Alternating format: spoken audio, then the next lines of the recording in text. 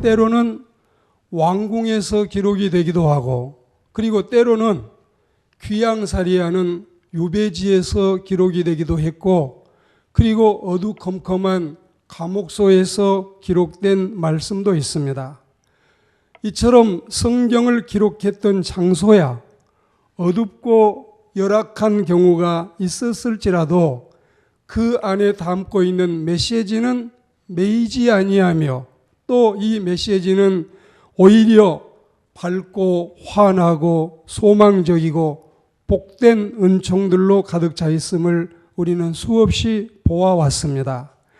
그 중에서도 하나님의 종인 사도 바울이 신약 성경의 절반을 기록을 했는데, 이 바울이 받은 하나님의 영감 속에 4권의 서신은 감옥소에서 보내온 옥중 서신입니다.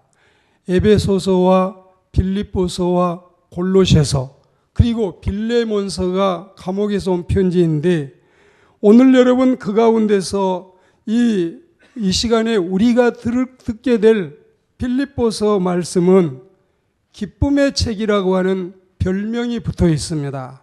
희락의 서신, 높은 해와 돋는 해 같은 은혜로운 말씀이 감옥소에서 우리에게 전달됐다니 가히 놀랍지 않습니까?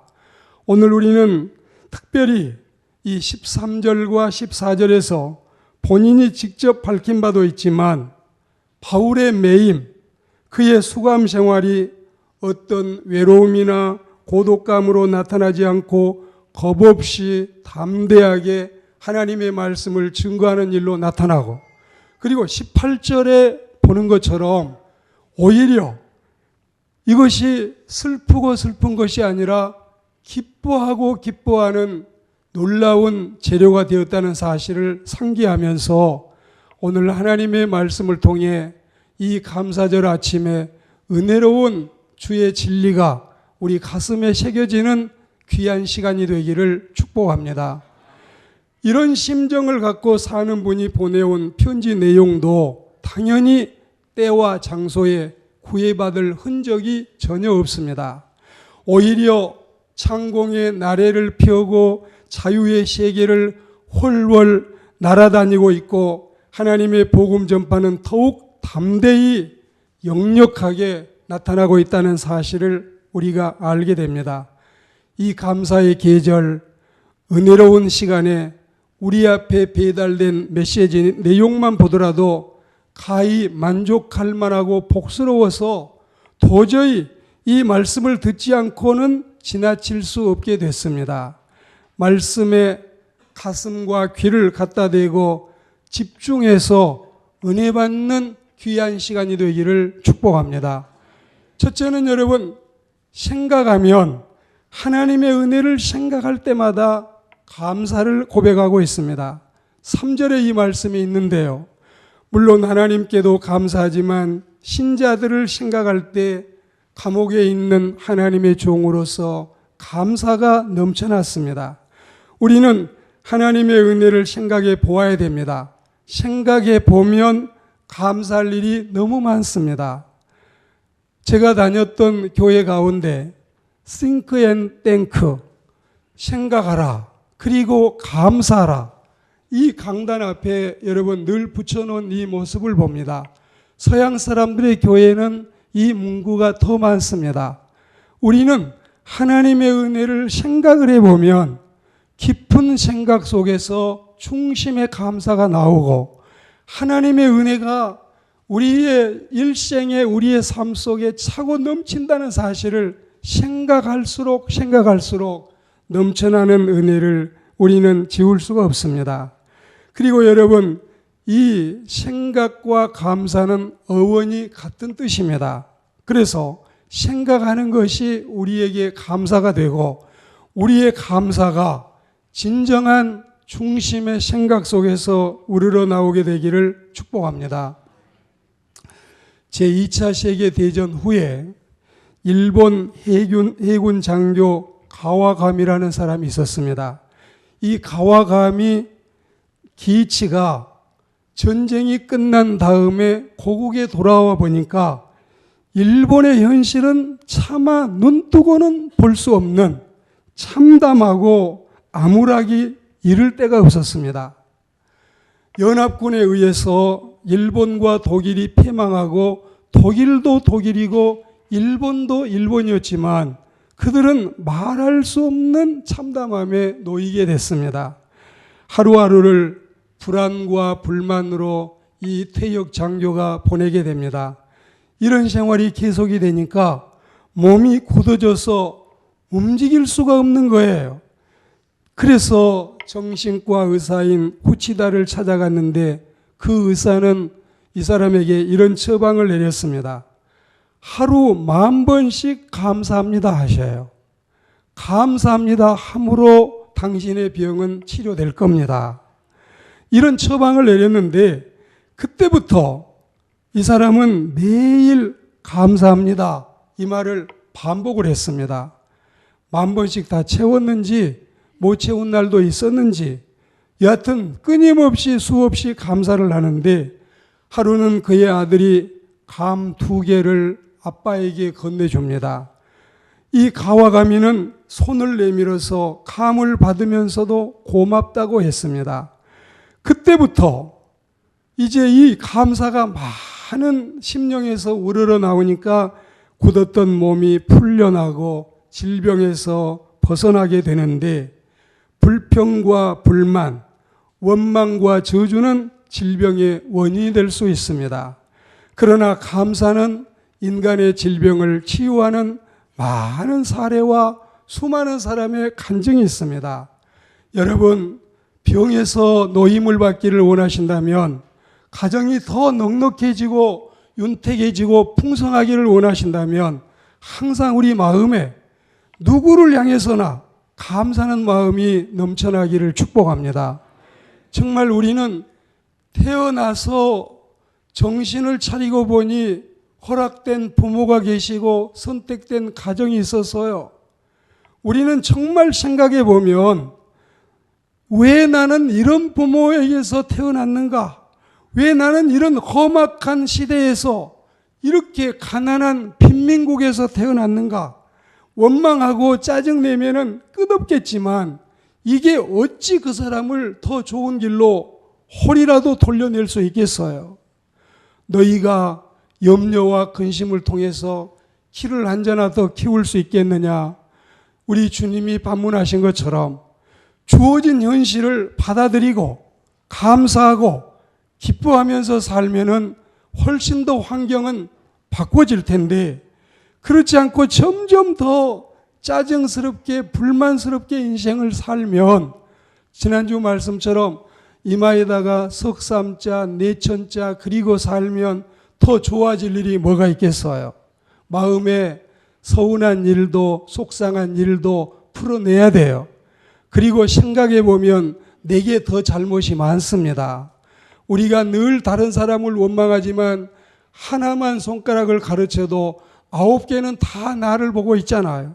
우리는 늘 다른 사람 원망하는 시간에 서운하게 생각하는 시간에 불평하는 시간에 내 자신을 좀 돌아보셔요. 감사할 수 있는 그리스도인들이 되기를 축복합니다. 행복한 사람들은 감사가 풍성해요. 비단 이렇게 감사절이 아니라도 우리는 언제나 하나님께 감사해야 됩니다. 고맙습니다. 감사합니다. 수고합니다. 잊지 않겠습니다. 내 마음에 모든 사람을 향해서 감사가 넘치는 성숙한 그리스도인들이 되기를 주의 이름으로 권면합니다. 주의 종은 모름지기 자리는 교회에 있어야 되고 있기는 신자들과 같이 있어야 되는데 그렇지 않을 때도 있지요. 오늘 바울의 경우가 그렇습니다. 하나님의 교회나 선교 사역지에 있는 것이 아니라 감옥소에 있습니다. 신자들과 같이 있는 것이 아니라 죄수들과 같이 있습니다. 아무리 생각해도 자고 일어나면 찬양 소리 울려 퍼지고 성도들과 은혜스러운 교제하는 예배당이 아니라 쾌쾌하고 어둠침침한 그냥 눈이나 부라리고 있는 동료 죄수들과 같이 있자니 여러분 우리가 생각할 때 사도 바울은 감옥소에 가면 고문관은 1번 맡아놓았고 왕따는 여러분 따놓은 당상입니다.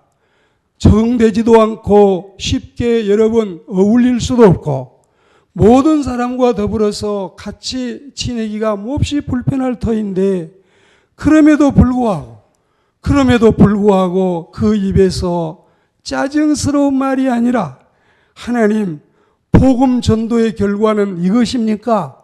주님이 주시겠다는 상급이 바로 감옥소입니까? 그리고 하나님이 내게 축복하신 것이 바로 이 콩밥입니까? 이러면서 원망할 수 있지만 그러나 그분의 마음속에는 감사가 그치지를 않습니다. 7절 말씀에 보면 비록 몸은 떠나 있지만 마음은 그렇지 않다. 너희가 내 마음에 있다. 마음에 있다는 사실은 사랑의 극치입니다. 오늘 하나님의 종이 신자들을 향해 품고 있는 그 마음, 그 고마운 마음, 그 사랑스러운 마음, 내 심장에 얼마나 뜨겁게 그대들을 사랑하시는지 하나님이 내 증인이시라. 이런 고백을 우리는 그에게서 들을 수가 있습니다. 5절에 보시면 같이 복음적인 교제가 있었지요. 7절에 보면은 주님의 은혜에 참여한 신령한 체험이 있었지요. 4장 15절에 보시면 물질적으로 선교비를 주고받는 교감이 있었습니다. 이런저런 신앙적인 공감으로 인해서 하나님의 종은 신자들에게 위로 하나님께도 감사하지만 같이 그동안에 신앙생활했던 신자들에게 감사합니다. 여러분 우리 주변에 내 마음 같지 않는 사람들을 대할 때도 감사하는 마음을 가지게 되기를 축복합니다. 두 번째로 4절에 보시면 은혜를 생각하면 기쁨이 넘친다 했습니다. 거듭 말씀을 드리지만 지금 그는 로마 감옥에서 이 편지를 썼음에도 불구하고 기쁨이라는 말을 입에 달고 있습니다. 기쁨, 잊을만 하면은 상기시키고 기쁨, 잊을만 하면 되새기고 있습니다. 여하튼 여러 차례 기쁨을 심어주고 기쁨을 불어넣고 있습니다. 그러니까 빌립보서의 별명은 기쁨의 책. 이게 왕궁에서 쓴 책이 아닌데 이게 피서지에서 휴가지에서 어떤 여러분 정말 근사하고 의리의리한 호텔에서 쓴 책이 아닌데 그 어두컴컴한 감옥소, 제가 이 바울이 갇혔던 감옥에 3차례나 갔다 왔지만 정말 이 지하 감옥 돌멩이들만 쌓여있는, 지금 우리같이 벽돌도 아니고 여러분 이 미장이가 깔끔하게 바른 벽이 되어 있지도 않고 이거는 여러분 돌멩이와 흙으로 이루어져 있는 그 감옥소, 거기서 여러분 감사하는 걸 보셔요. 그가 감사하는 내용은 신앙적인 기쁨이고 신령한 기쁨이고 환경을 당연히 초월한 기쁨이고 주님과 함께 누리는 성스러운 기쁨을 고백하고 있습니다. 그의 기쁨 중에는 이런 기쁨이 있습니다. 1장 4절에 보시면 기도에 있어서의 기쁨, 1장 18절에 보시면 전도로 인한 기쁨, 그리고 2장 18절에 보시면 봉사의 열매로 인한 기쁨, 기도하는 기쁨, 전도의 기쁨, 봉사의 기쁨, 이런 기쁨으로 인해서 감사를 하는데 실로 기쁨이란 갈라디아 5장 22절 표현대로 하자면 성령의 열매입니다.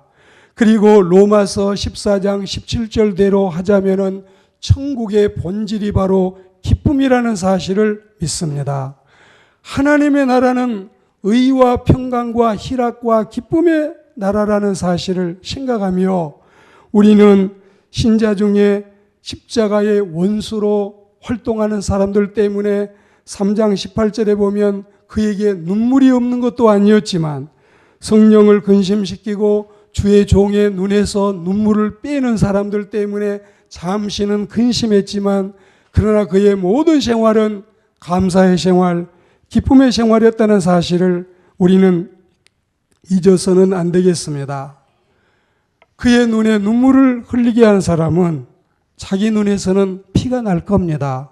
오늘 교우님들이여 기쁨의 신앙생활을 잘해서 신앙이 우리에게 기쁨이 될지언정 신앙생활이 찬송하는 일이, 기도하는 일이, 하나님의 말씀을 듣는 일이 우리에게 하염없는 기쁨이 될지언정 이 시간이 지루하고 졸음이 오고 짜증나고 그리고 불평불만의 시간이 되지 않기를, 짐이 되지 않기를 주의 이름으로 권면합니다. 신앙의 기쁨은 성스러운 기쁨입니다. 여호와로 인한 기쁨이기 때문에 환경도 여건도 장소도 당연히 초월하는 겁니다. 시편 4편 7절 말씀에 보면 주님이 우리에게 주시는 기쁨은 세상 사람들이 곡식이 풍성할 때 포도주가 넘쳐날 때 누리는 기쁨과는 다르다 했습니다. 주님이 우리에게 주시는 기쁨은 영적인 기쁨이고 거룩한 기쁨이고 이거는 상쇄되지 않는 은혜로운 기쁨이라는 사실을 믿습니다. 내가 평안히 눕고 자기도 하리니 나를 안전하게 기쁨 중에 거하게 하시는 분은 하나님이심을 믿습니다. 하박국 3장 18절 말씀해 보시면 여러분 나는 여호와로 말미암아 즐거워하고 나의 구원의 하나님으로 인하여 기뻐하리라. 지금 그가 처해 있는 환경은 없는 게 많습니다. 6가지나 됩니다. 외양간에 가보니 송아지도 없어요. 우리에 가보니 양도 없어요. 그리고 밭에 가보니 곡식도 없어요. 다 없어요. 그래도 하나님의 사랑이 풍성하고 넘치기 때문에 그는 하나님께 감사하고 기뻐합니다. 이 기쁨은 평안으로 발전됩니다. 그리고 신앙생활은 경건히 잘하는 사람일수록 침울하고 또 여러분 과묵하고 얼굴에 그냥 근엄한 것이 신앙생활을 잘한다고 오해하지 마시고 신앙생활은 잘하면 잘할수록 활력이 넘치고 생기가 넘치고 웃음과 감사와 찬송이 넘쳐서 신앙생활 잘하는 사람들은 얼굴이 광이 나고 반짝반짝 빛나는 사람이지 항상 인상 쓰고 다니고 무게를 잡고 다니는 사람이 옳은 신자가 아니라는 것을 우리가 배워야 할 줄 믿습니다. 하나님의 은혜는 모든 것이 감동거리입니다. 감동하지 않을 자가 누가 있습니까? 하나님의 은혜는 모든 것이 감사거리입니다. 감사하지 않을 자가 누가 있어요? 하나님의 은혜는 모든 것이 감격거리입니다. 감격하지 않을 자가 누가 있습니까? 하나님의 은혜는 죄사함 받은 기쁨, 하나님의 자녀된 기쁨, 부족한 우리를 충성되이 여겨서 일꾼 삼으신 직분하러 가신 이 기쁨을 오늘 우리는 누릴 수 있는 은혜로운 시간이 되기를 축복합니다. 어머나 이 기쁨, 어머나 이 감격, 어머나 이 은혜, 어머나 이 사랑. 여러분 신앙은 이런 것입니다. 감동이 기쁨이 되고 감동이 찬송이 되고 그리고 감동이 감격이 되시기를 축복합니다. 오늘 말씀을 맺겠습니다. 빌립보서에 가득 채워져 있는 이 감사와 기쁨은 신앙의 핵심일 뿐만이 아니라 하나님께 드리는 영광입니다.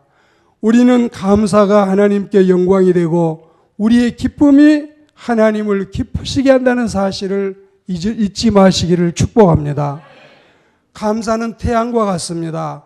반짝반짝 내 인생을 빛나게 합니다. 그리고 감사는 담비와 같습니다. 메마른 내 심령을 촉촉히 채워줍니다. 감사는 향유와 같습니다. 향기와 같습니다. 내게서 많은 사람에게 더 많은 감사를 퍼져나가게 하는 아름다운 매개체 역할을 할 것입니다.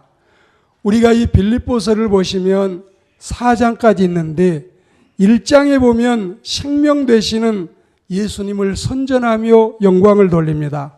2장에 보시면 모범자 되시는 예수님을 드높이며 찬미하고 있습니다.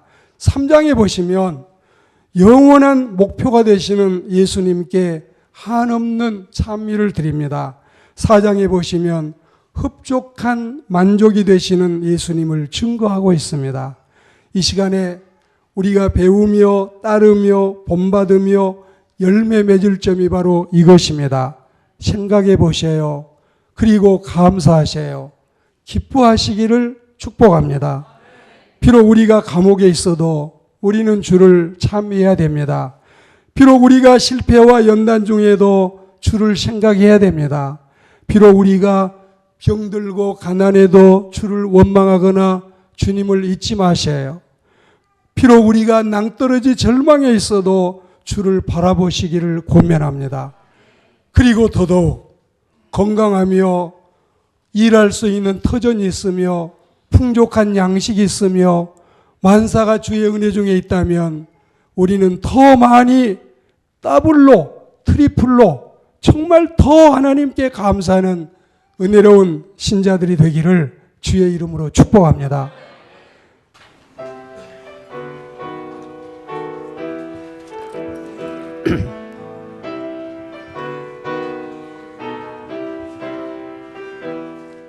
산마다 불이 탄다 곤단풍에 골마다 흘러간다 맑은 물줄기 황금빛 농가 밭에 풍년이 왔다 드맑은 하늘가에 노래 퍼진다 눈이 닿는 우주 공간에 손이 닿는 구석구석에 우리 주님 주신 열매 우리 주님 주신 알곡 감사하자 찬송하자 감사하자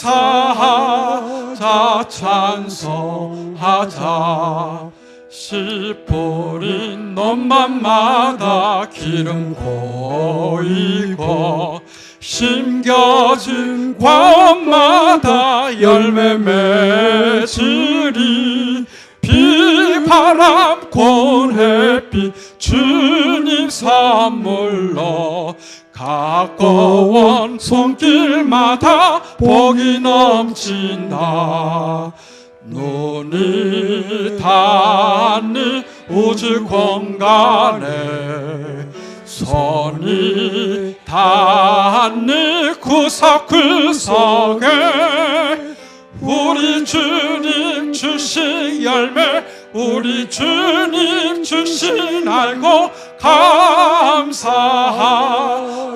찬송하자 감사하자 찬송하자 이른 봄 갈고 해친 귀한 논밭에 구슬땀 흘려 적신 착한 농부는 풍성한 추수 때에 상 받으리라 약속한 은총으로 기름지리라 눈이 닿는 우주 공간에 손이 닿는 구석구석에 우리 주님 주신 열매 우리 주님 주신 알고 감사하자 찬송하자 감사하자 찬송하자 말씀에 굳게 서서 씨를 뿌리면 날마다 단비 내려 가꿔 주시리 황무지 갈고 헤쳐 쉬지 않으면 풍성한 추수 때는 감사뿐이라 눈이 닿는 우주 공간에 손이 닿는 구석구석에 우리 주님 주신 열매 우리 주님 주신 알고 감사하자 찬송하자 감사하자 찬송하자